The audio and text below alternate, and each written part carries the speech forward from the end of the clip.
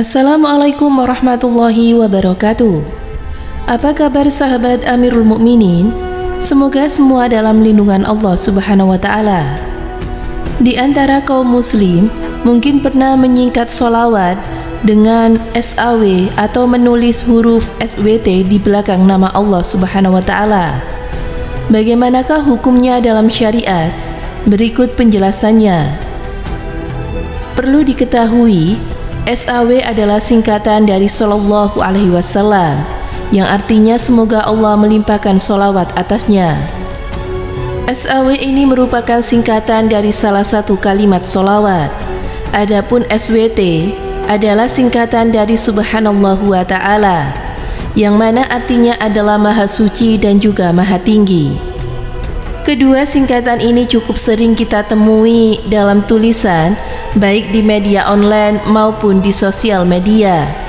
Menurut Ustadz Ahmad Sarin Thorik, menyingkat kalimat itu mungkin tujuannya agar lebih praktis dan tidak memenuhi halaman hanya dengan kata yang sama berulang-ulang.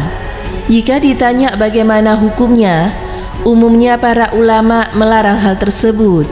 Sebab dalam pandangan mayoritas ulama, hukum tulisan itu tak diubahnya seperti halnya hukum lisan. Maka ketika lafaz Subhanallahu wa Ta'ala itu ditulis dengan rangkaian huruf seperti SAW, maka itu sama dengan hukumnya seseorang ketika bersolawat kepada Nabi Muhammad SAW. Ia cukup mengucapkan solawat tapi membaca SAW. Hanya saja memang hukum larangannya itu ada yang berpendapat makruh, ada yang berpendapat sebatas khilaf al-laula atau penyelisihan keutamaan. Dalam arti lain, sebaiknya tidak disingkat. Kalau toh harus disingkat tidak apa-apa, dan tidak ada ulama yang sampai mengharamkan selama tujuannya bukan untuk merendahkan lafaz tersebut. Jelas dai lulusan Al-Azhar Mesir tersebut. Dan berikut ini adalah antara fatwa dari para ulama tentang permasalahan tersebut. 1. Imam Ibnu Syahlah Asy-Syafi'i rahimakumullah berkata, hendaknya para penulis menjaga penulisan sholawat dan juga salam untuk Rasulullah SAW ketika menyebutkan nama beliau, dan tidak merasa bosan dengan mengulang-ulang tulisan sholawat. Ketika mengulang penyebutan nama Nabi SAW, karena ada manfaat besar yang akan didapatkan oleh penulis hadis dan juga tulisannya. Siapa yang melalaikan hal itu, berarti ia dijauhkan dari keberuntungan yang besar.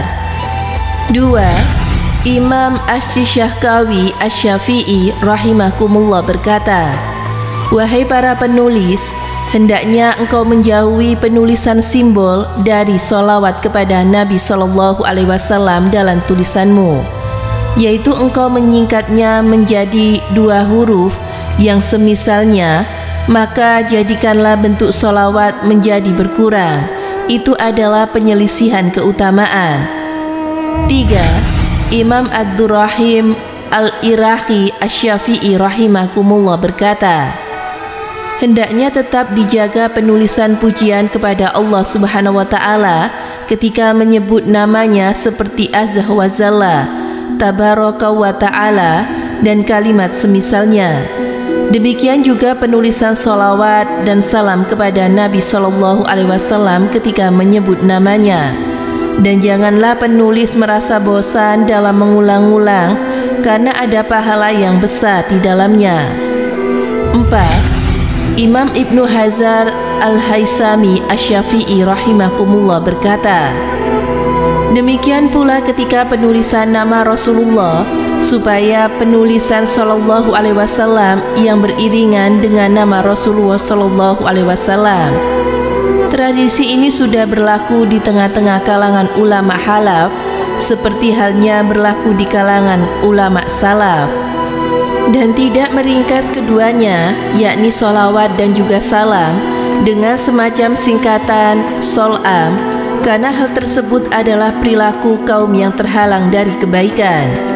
5. Imam Suyuti Asy-Syafi'i rahimakumullah berkata, dan dimakruhkan menyingkat sholawat atau salam atau membuat simbol dengannya ketika menulisnya, yang seharusnya keduanya ditulis dengan sempurna. 6. Imam Ibnu Al-Aini Al-Hanafi rahimakumullah berkata, dan demikiannya dijauhi dari meringkas dan membuang huruf-huruf lafaz sholawat ataupun salam. Pendapat yang berbeda, namun tidak bisa dipungkiri bahwa ulama yang mengatakan bahwa menyingkat sholawat kepada Nabi SAW hukumnya tidak makruh atau boleh-boleh saja, selama singkatan dan simbol tersebut telah dipahami oleh orang banyak dan tidak menyebabkan adanya kesalahan pembacaan yang berubah makna. Al-Imam Irahi berkata, akan tetapi telah ditemukan adanya tulisan tangan Imam Az-Zahabi yang juga sebagian para ulama ahli hadis yang menyingkat sholawat kepada Nabi SAW.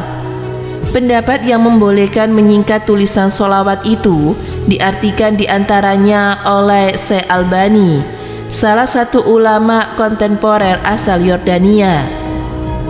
Kesimpulan, dapat dituliskan bahwa menulis secara sempurna lafaz sholawat kepada Nabi SAW adalah perkara ulama yang lebih baik untuk dilakukan oleh para penulis.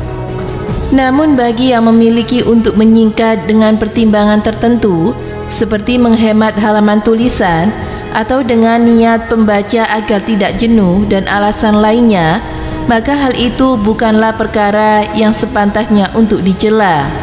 Semoga dari kisah ini kita bisa mengambil hikmah dan juga pelajaran. Semoga bermanfaat. Wallahu a'lam bishawab.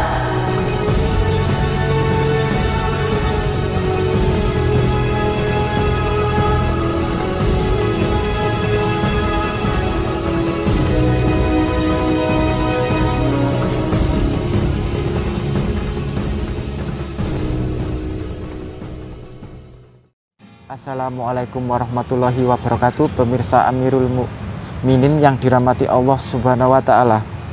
Allah Subhanahu wa taala berfirman, A'udzubillahi minasyaitonirrajim. Bismillahirrahmanirrahim. Innallaha wa malaikatahu yusholluna 'alan nabi.